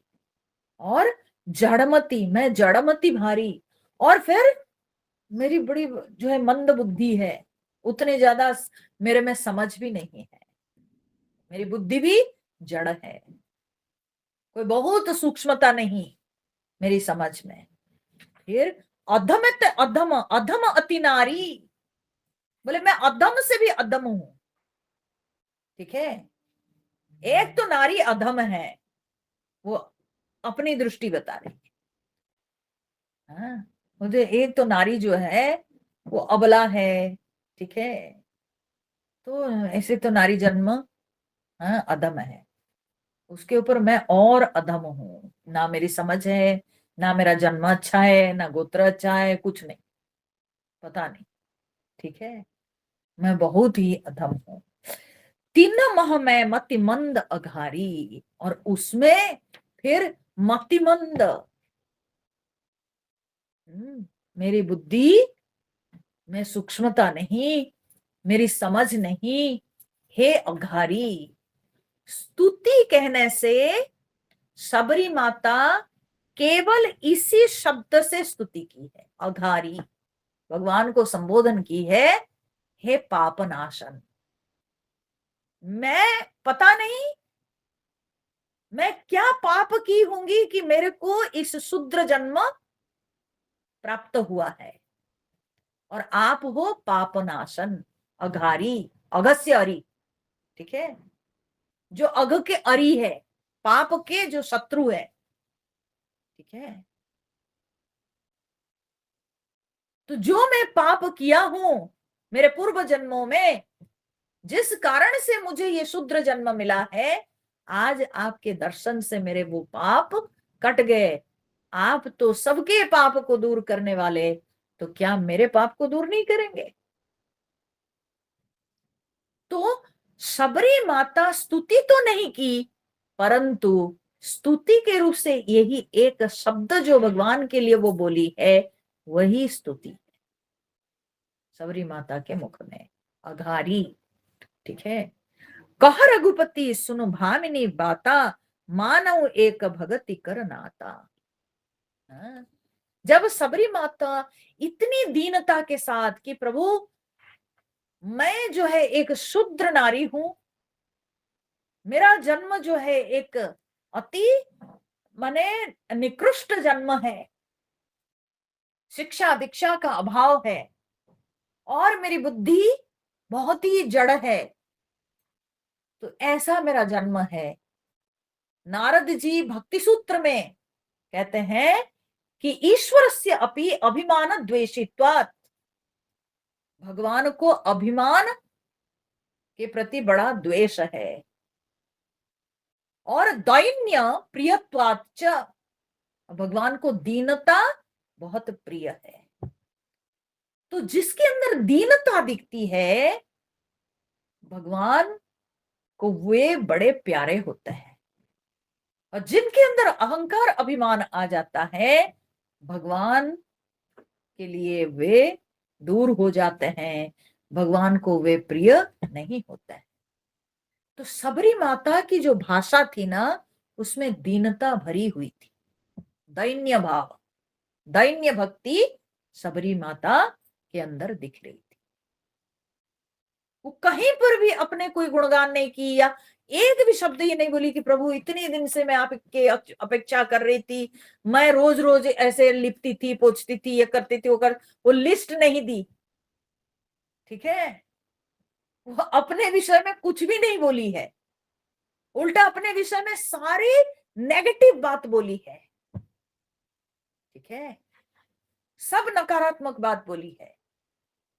मेरा जन्म भी निकृष्ट है, और फिर मेरे को स्त्री जन्म मिला है, उसके ऊपर मेरी बुद्धि भी मोटी बुद्धि है, भोथरी बुद्धि है, बुद्धि में भी सूक्ष्मता नहीं। मैं आपकी स्तुति नहीं कर पा रही हूं, तो मेरे में कोई गुण नहीं है। तो ये सबरी माता के दीनता है, और ये दैन्य भक्ति भगवान को बहुत प्यारी है। ठीक है, बहुत प्यारी है। तो जब सबरी माता की ये दैन्य भक्ति को भगवान देखते हैं, तो भगवान क्या बोलते हैं?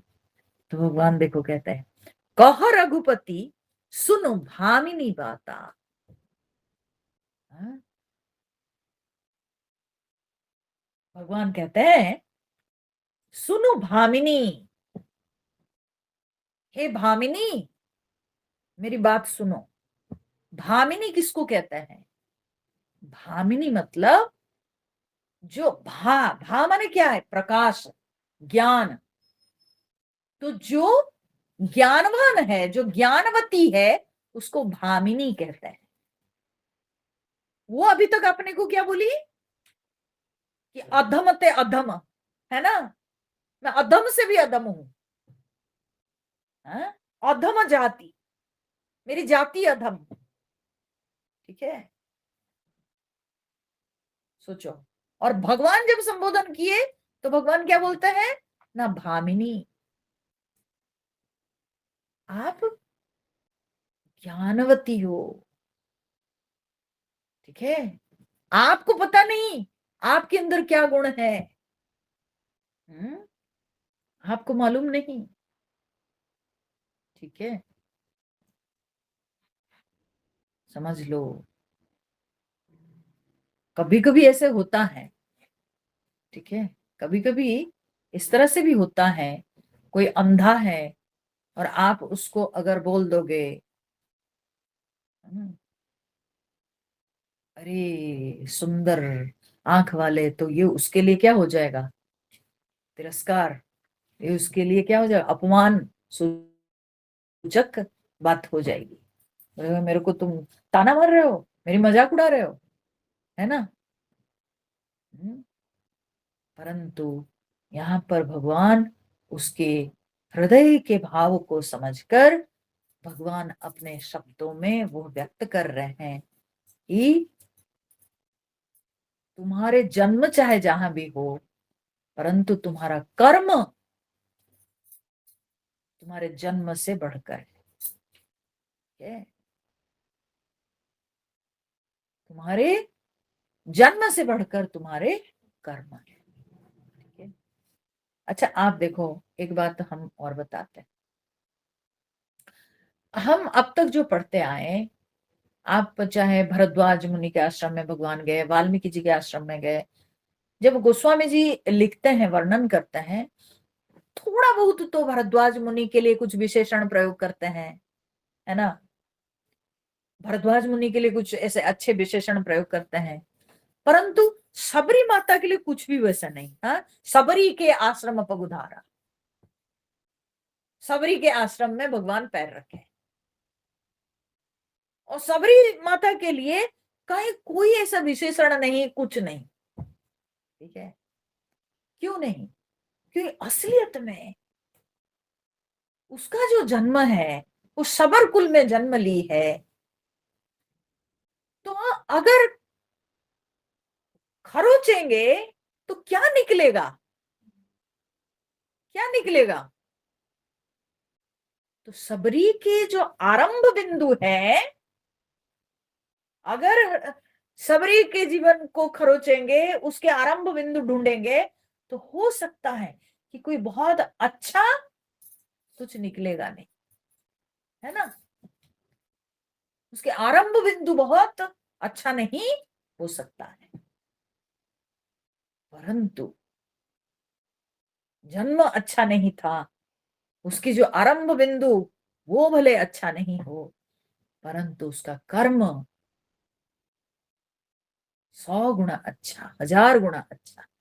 ठीक है, इसलिए उसके कर्म से उसका जन्म ढक गया।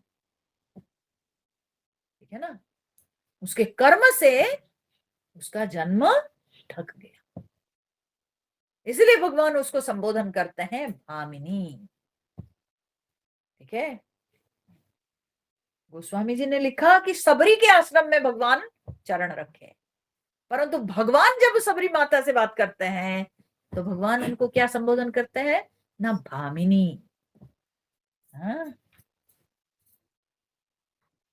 ये हुआ, पूरा कर दिए भगवान ये एक शब्द से। ठीक है, तुम ज्ञानवती हो, तुम ज्ञानी हो, सुनो, मैं जो बता रहा हूं सुनो अभी। मानो एक भगति करन आता, तुम ये सब जो बोल रही हो ना कि मेरा जन्म कैसा है, मैं एक स्त्री जात में जन्म ली हूं, मेरी बुद्धि नहीं है, कुछ नहीं है मुझ में, पर मैं बताऊं, मेरा तो बस एक ही संबंध है। वो संबंध क्या है, मानो एक भगति करना आता, बस मेरा जो संबंध है वो भक्ति का संबंध है, प्रेम का संबंध है। मुझे कौन स्त्री है, कौन पुरुष है, कौन अधम है, कौन उत्तम है, कौन मंद बुद्धि, कौन सूक्ष्म बुद्धि, वो सबसे हमको कोई मतलब नहीं। हमारा जो नाता रिश्ता है वो केवल भक्ति का नाता रिश्ता, ठीक है, वो केवल भक्ति का। वो लूला हो लंगड़ा हो, ठीक है, वो पक्षी हो वो पशु हो, अगर उसके अंदर भक्ति है तो मेरा उसके साथ संबंध है। भगति कर नाता, मेरा भक्ति का संबंध है केवल, बस ये सुनो, ये समझो। तो तुम में भक्ति है ना, और किसी चीज की क्या जरूरत है। और तो और भगवान जो भामिनी संबोधन करते हैं, भक्ति ऐसे वैसे भक्ति नहीं, जो अच्छे अच्छे नारद जी जैसे भक्त ने जो भक्ति दर्शन में लिखा है, वे सारे गुण शबरी माता के अंदर अनजाने में आ गए थे। अभ्यास करते करते वे सारे भक्ति के भाव उमड़ पड़ रहे थे शबरी माता के अंदर, ठीक है ना। उनको कोई शास्त्र पढ़ के सिखाया नहीं था, जानते हो ऐसे ऐसे भक्ति होती है, वो सब कुछ नहीं, करते करते। इसलिए भगवान कहते तुम ज्ञानी हो, तुमको भक्ति का पूरा ज्ञान है, ठीक है। तो इसलिए मेरा तो संबंध भक्ति का संबंध होता है, ठीक है। ये भक्ति जो शब्द है ना, भागो भक्ति, भाग, जैसे कहते हैं ना, वो जमीन तुम्हारे भाग में है ना, हाँ? हिस्सा जो बोलते हैं ना, उसी तरह से जो ये सोचता है मैं किसके हिस्से में हूं ना, मैं भगवान के हिस्से में, ठीक है, मैं भगवान के हिस्से में हूं, हाँ? मैं पिता के हिस्से में नहीं, मैं माता के हिस्से में नहीं, मैं भाई के हिस्से में नहीं, मैं सखा के हिस्से में नहीं, मैं भगवान के हिस्से में। ये भाव जिसके अंदर है उसको कहते हैं भक्ति, ठीक है।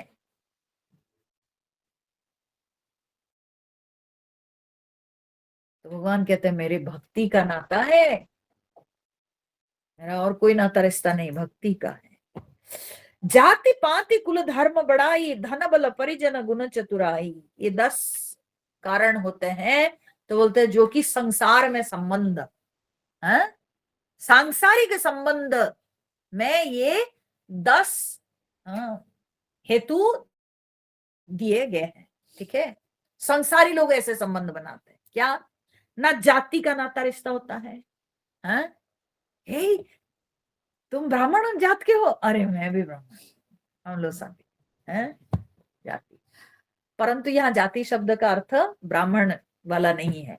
जाति माने जिसमें हमारा जन्म हुआ है, ठीक है ना, हमारा जन्म हुआ है। तो हमारा जन्म हुआ है तो क्या जन्म हुआ है ना, मैं स्त्री हूं तो भी हम लोग साथी है, हाँ दोस्त है। वो पुरुष पुरुष जाति तो हो गया, है ना, ऐसा होता है। हम लोग तुरंत मिल जाते हैं, हाँ? तुरंत हम लोगों का एक नाता रिश्ता बन जाता है, दोस्ती हो जाती है, ठीक है। ऐसे लौकिक रूप से जाति वर्तमान समय में प्रचलन होने लगा है कि भाई ब्राह्मण है, क्षत्रिय, वैश्य, शूद्र, परंतु ब्राह्मण क्षत्रिय वैश्य शूद्र वर्ण है, हमारे शास्त्र के अनुसार वे वर्ण है, जाति में नहीं, परंतु लोक प्रचलित में वो जाति के रूप से मानने लगे हैं लोग। तो जाति। पांति, पांति मतलब क्या होता है, पांति मतलब पंक्ति, पंक्ति, ठीक है। पंक्ति मतलब क्या है, लाइन जिसके साथ हम बैठ सकते हैं, ठीक है। हाँ भोज भात में होता है ना भाई, हाँ, ये ब्राह्मणों की पंक्ति है ना, ऐसे होता है।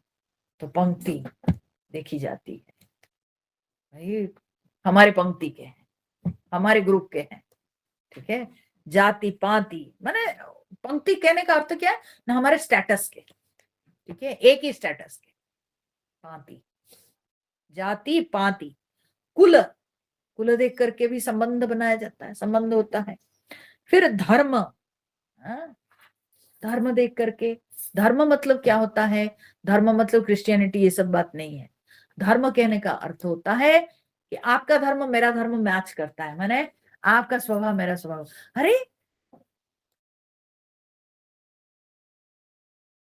हाँ, रामायण सुनना, मेरे को भी रामायण बढ़िया लगता है। अरे वाह, तब तो हम लोग रामायणी, हाँ, सत्संगी हो गए। तो इसलिए धर्म, हाँ, सब अपने जो है बना लेते हैं सत्संगी। हम लोग एक ही सत्संग ग्रुप के हैं, हम लोग सत्संगी है। हाँ, हमारा मैच करता है, स्वभाव मैच करता है।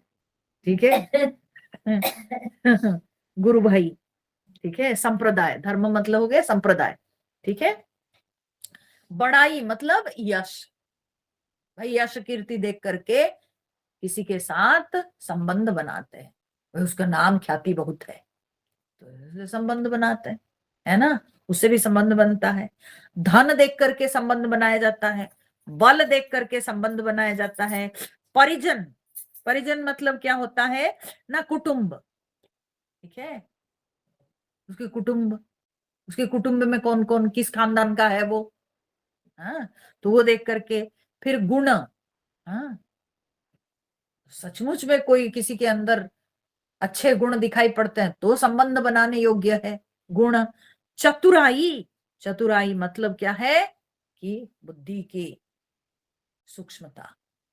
ये सब जो है, ये 10 प्रकार के चीजों को देख करके लोग संबंध बनाते हैं।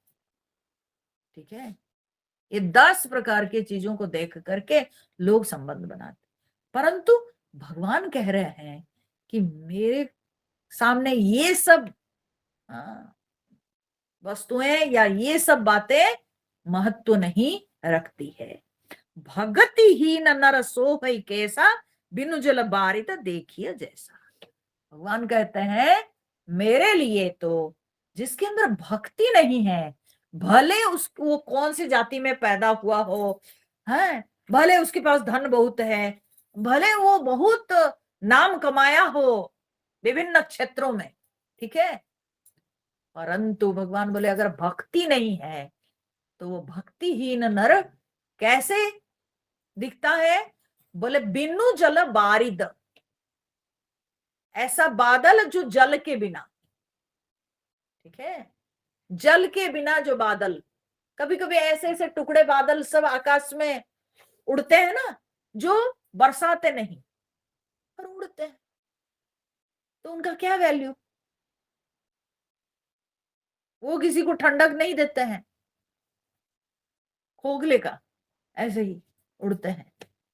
तो भगवान बोले बस वो ऐसे ही, चाहे कोई कितना धनवान क्यों ना हो, बलवान क्यों ना हो, हाँ, कितनी उसकी सुंदरता क्यों ना हो, कितना नाम यश क्यों ना प्राप्त किया, लेकिन भक्ति के बिना वो तो बिना जल के बादल के समान है। और मैं खुश होता हूं जिसमें भक्ति होती है, बिना भक्ति के मुझे वो सुहाते नहीं। इसलिए भगवान बोलते नवधा भगति कहूं तो ही पाही, सावधान सुनो धरु मन माही। तो इस कारण से तुम तो आज तक भक्ति करती आई हो, परंतु तुम्हारी तसल्ली के लिए मैं तुमको नवधा भक्ति के बारे में सुनाता हूं। नवधा भक्ति का अर्थ नहीं 9 प्रकार की भक्ति, भक्ति एक ही है, 9 प्रकार की भक्ति नहीं होती है, परंतु ये भक्ति मार्ग में जो विकास होता है, ठीक है, धीरे धीरे धीरे धीरे स्तर बढ़ता जाता है। कैसे भक्ति में अपना स्तर बढ़ेगा, ठीक है, तो भक्ति के जो स्तर,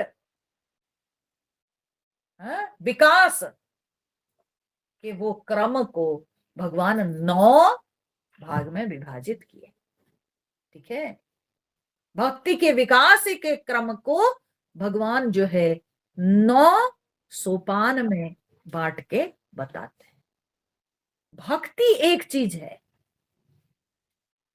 है, भक्ति में कोई अंतर नहीं है, भक्ति 9 प्रकार की नहीं है, ये केवल जो है भक्ति में भगवान विकास के क्रम को बता रहे। तो भगवान बोलते हैं तुम ध्यान से सावधान सुन धरु मन माही, सावधान होकर के तुम मन में धारण करो जो मैं बता रही। वैसे तो तुम सब करती आई हो, भक्ति के सारे रूप तुम्हारे अंदर विद्यमान हैं, परंतु मैं कुछ उपदेश देने से तुम्हारा कल्याण होगा, तुम्हारी सद्गति होगी, इसीलिए तुमको मैं तुम्हारे इस जीवन के अंतिम पड़ाव में कुछ उपदेश देना चाहता हूं। मेरे उपदेश से तुम्हारे कर्ण के माध्यम से जो है तुम्हारे हृदय में जो ये थोड़ी सी ये जो तुम्हारे अंदर ये जो भाव है ना, ये जो दीनता, ये दीनता तुम्हारी दूर हो जाएगी। ठीक है, मेरे वचन सुनने के बाद तुम समझ पाएगी कि जो मैं बता रहा हूं वो सब कुछ तुम्हारे अंदर पहले से मौजूद है। ठीक है, तो तुम्हारी ये दीनता दूर हो जाएगी। ये जो इंफेरियरिटी कॉम्प्लेक्स है सबरी के अंदर, उस कॉम्प्लेक्स को भगवान दूर करना चाहते थे, तो इसलिए भगवान उनको भक्ति का उपदेश दिए। तो क्या है, ये बहुत ही रोचक प्रसंग है। ठीक है, भगवान ये जो नवधा भक्ति, मुश्किल से नवधा भक्ति भगवान जो है 8-9 लाइन में बता दिए। ठीक है, परंतु हम लोग इसको 1 सप्ताह के प्रवचन में लेते हैं। उतना मैं नहीं करूंगी, अब डरो मत। और ये लटका दी रामचरितमानस, आगे नहीं बढ़ाई, परंतु यह है बहुत बढ़िया प्रसंग, बहुत सुंदर। इसके माने चिंतन करने से बहुत ही सुंदर विषय आता है। जो भी हो, देखेंगे भगवान की जैसी प्रेरणा होगी वैसे वैसे इसके ऊपर हम लोग चिंतन करेंगे। तो अगले सत्संग में शुरू करेंगे नवधा भक्ति। हाँ, क्या है वो नवधा भक्ति, बढ़िया प्रसंग, इसको मिस नहीं करना चाहिए। ध्यान से इसको सुनना चाहिए कि भगवान क्या शिक्षा दिए हैं शबरी माता को। हरिओम नारायण। श्री राम जय जय राम, श्री राम जय जय राम, श्री राम जय जय राम, श्री राम जय जय राम, श्री राम जय जय राम, श्री राम जय जय राम, श्री राम जय जय राम, श्री राम जय जय राम, जय सीताराम जय हनुमान। बोलिए सियावर रामचंद्र भगवान की जय, पवन सुत हनुमान की जय, उमापति महादेव की जय। बोलो भाई सब संतन की जय। ओम पूर्णमद पूर्णमिदं पूर्णात् पूर्णमुदच्यते, पूर्णस्य पूर्णमादाय पूर्णमेवावशिष्यते। ओम शांति शांति शांति। हरि ओम। श्री गुरुभ्यो नमः। हरि ओम।